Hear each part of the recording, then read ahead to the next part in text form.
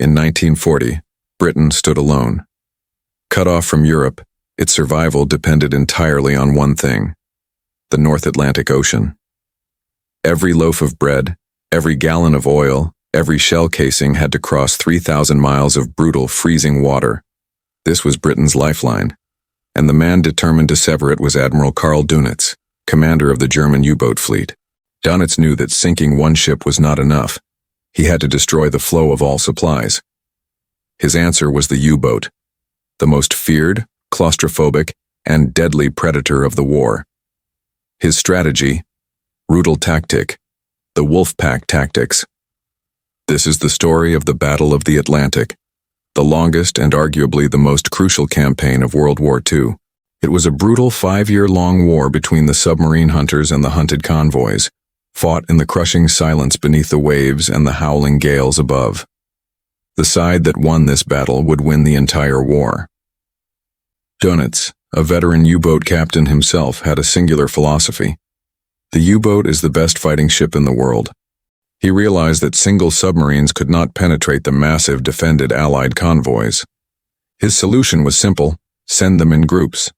A single U-boat would locate a convoy and act as a shadow, constantly reporting the position back to Dönitz's headquarters using enciphered radio messages, Enigma Code. As night fell, the coordinated Wolfpack, sometimes a dozen or more U-boats, would converge on the target. The attack was always launched on the surface, under the cover of darkness and low silhouettes. This was terrifyingly effective.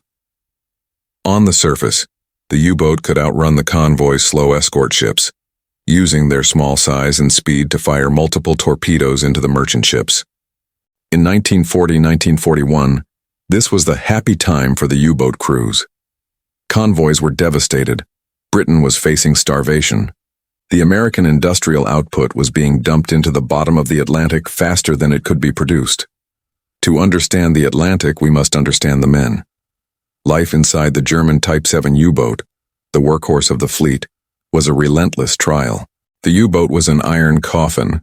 It was cramped, smelled constantly of diesel, stale sweat, and damp clothing. The crew of 40-50 men lived shoulder to shoulder for months. Their hammocks were slung directly over the deadly torpedoes which filled the bow. The psychological pressure was immense. When submerged, the enemy was often right above them, hunting. The sound of an Allied destroyer's screw turning overhead was the sound of certain death. The depth charge attack was the worst. The massive explosions would rattle the boat, extinguish the lights, and cause plates to groan and leak.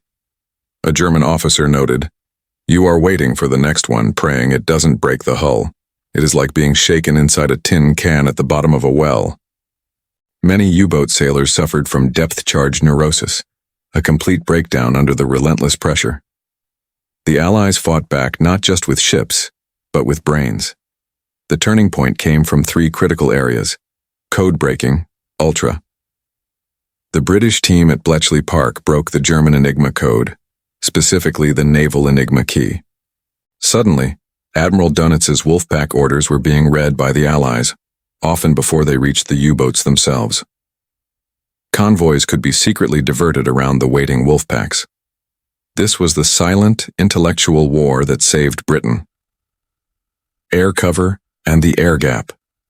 The U-boat's greatest sanctuary was the mid-Atlantic air gap, too far from land-based aircraft. The Allies closed this gap using VLR, very long-range aircraft, and, critically, escort carriers, small converted carriers that could provide air cover directly over the convoys. The sight of a patrol plane meant the U-boat had to dive and lose the attack. New technology.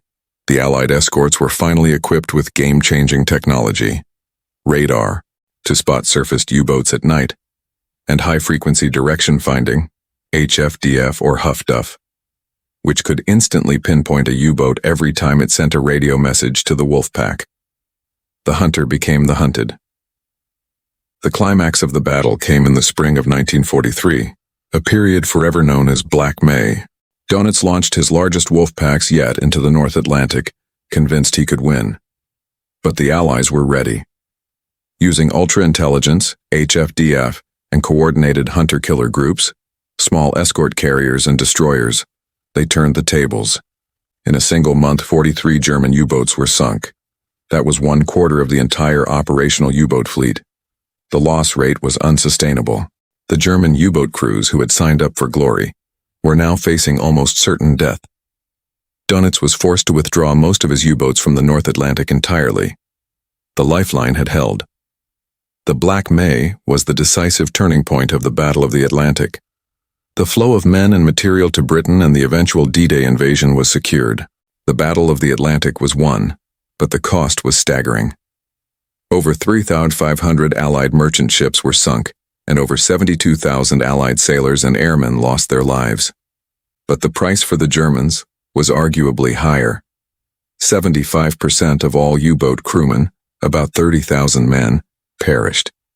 It was the highest casualty rate of any German branch of service in the war.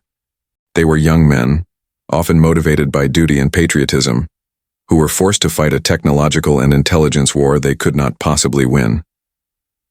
The Battle of the Atlantic proved that technology, intelligence, and relentless courage could overcome even the most formidable technological threat.